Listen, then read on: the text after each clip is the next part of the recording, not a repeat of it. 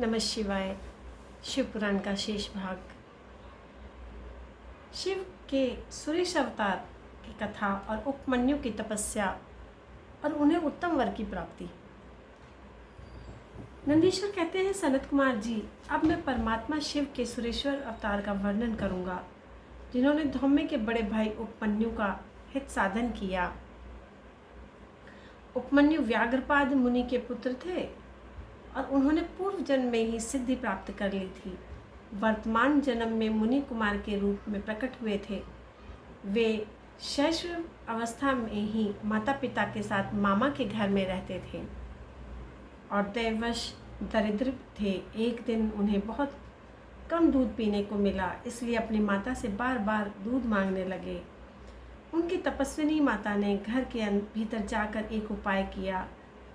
उच्च वृत्ति से लाए हुए उन कुछ बीजों को सिर पर पीसा और उन्हें पानी में घोलकर कृत्रिम दूध बनाकर उन्हें बच्चे को दे दिया। बेटे को पुचकार कर उसे पीने को बोली। माँ के दिए हुए उस नकली दूध को पीकर बालक उपमन्यु बोला, यह माँ दूध तो नहीं है। बेटे का रोना धोना सुनकर इतना कहकर बच्चा फिर रोने लगा और बेटे का रोना धोना सुनकर माँ को बड़ा दुख हुआ। अपने हाथ से उपमन्यु की दोनों आंखें पोंछकर उनकी लक्ष्मी जैसी माता ने कहा, बेटा, हम लोग सदा वन में निवास करते हैं, हमें यह दूध कहाँ से मिल सकता है? भगवान शिव की कृपा के बिना किसी को दूध नहीं मिलता। वत्स, पूर्व जन्म में भगवान शिव के लिए जो कुछ किया गया है, वर्तमान जन्म में वही मिलता है। माता की यह बात सुनकर उपमन्यु ने भगवान शिव की आराधना करने का निश्चय किया। वे तपस्या के लिए हिमालय पर्वत पर गए और वहां वायु पीकर रहने लगे। उन्होंने 8 ईंटों का एक मंदिर बनाया और उसके भीतर मिट्टी की शिवलिंग की स्थापना करके उसमें माता पार्वती सहित शिव का आह्वान किया। तत्पश्चात जंगल के पत्र पुष्प आदि लेकर भक्ति भाव से पंचाक्षर मंत्र का उच्चारण करके सांब शिव की पूजा करने लगे। माता पार्वती और शिव का ध्यान करके उनकी पूजा करने वाले पंचाक्षर मंत्र का जप किया करते थे। दीर्घ काल तक उन्होंने बड़ी भारी तपस्या की। मुने बालक उपमन्यु की तपस्या से चराचर प्राणियों सहित त्रिभुवन संतप्त हो उठा और तब देवताओं की प्रार्थना से उपमन्यु की भक्ति भाव की परीक्षा लेने के लिए भगवान शंकर उनके समीप पधारे। उस समय शिव ने देवराज इंद्र का, पार्वती के सची का, नंदीश्वर वृषभ और ऐरावत हाथी का तथा शिव के गणों ने संपूर्ण देवताओं का रूप धारण कर लिया। निकट आने पर सुरेश्वर रूपधारी शिव ने बालक उपमन्यु को वर मांगने के लिए कहा। उपमन्यु ने पहले तो शिव भक्ति मांगी, अपने को इंद्र बताकर उन्होंने शिव की निंदा की। तब उस बालक ने भगवान शिव के अतिरिक्त दूसरे किसी से कुछ भी लेना अस्वीकार कर दिया। वे इंद्र को मारकर स्वयं भी मर जाने को उद्यत हो गए। उन्होंने जो अघोरास्त्र चलाया उसे नंदी ने पकड़ लिया और उन्होंने अपने को जलाने के लिए जो अग्नि धारणा की उसे भगवान शिव ने शांत कर दिया। फिर वे सब के सब अपने यथार्थ स्वरूप में प्रकट हो गए।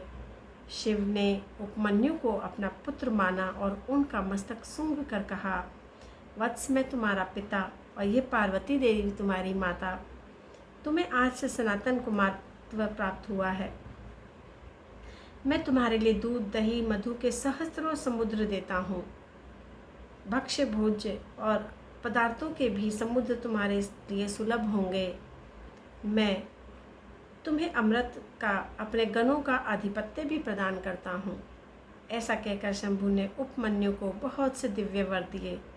पाशुपत व्रत, पाशुपत ज्ञान और व्रत योग का उपदेश दिया, प्रवचन की शक्ति दी और अपना परम पद अर्पित किया। फिर दोनों हाथों से उपमन्यु को हृदय से लगाकर उनका मस्तक सूंघा और देवी पार्वती को सौंपते हुए कहा, यह तुम्हारा बेटा है। पार्वती ने भी बड़े प्यार से उनके मस्तक पर अपना कर कमल रखा और उन्हें अक्षय कुमार पद प्रदान किया। शिव ने संतुष्ट होकर उनके लिए पिंडीभूत अविनाशी साकार क्षीर सागर प्रस्तुत कर दिया। साथ ही योग संबंधी ऐश्वर्य नित्य संतोष, ब्रह्म विद्या, उत्तम समृद्धि प्रदान की, उनके कुल और गोत्र के अक्षय होने का वरदान दिया। यह भी कहा कि तुम्हारे इस आश्रम पर नित्य निवास करूँगा। इतना कहकर भगवान शिव अंतर्ध्यान हो गए। उपमन्यु वर पाकर प्रसन्नतापूर्वक घर आए और अपनी माता से बड़ी बातें बताई। सुनकर माता को बड़ा हर्ष हुआ। उपमन्यु सबके पूजनीय और अधिक सुखी हो गए। इस प्रकार मैंने तुमसे परमेश्वर शिव के सुरेश्वर अवतार का वर्णन किया। यह अवतार सत्पुरुषों को सदा ही सुख देने वाला है और सुरेश्वर अवतार की कथा पाप को दूर करने वाली तथा संपूर्ण मनोवांछित फलों को देने वाली, जो इसे भक्तिपूर्वक सुनता है और सुनाता है, वह संपूर्ण सुखों को भोग कर अंत में भगवान शिव को प्राप्त होता है। नमः शिवाय, नमः शिवाय, नमः शिवाय। शेष अगले भाग में।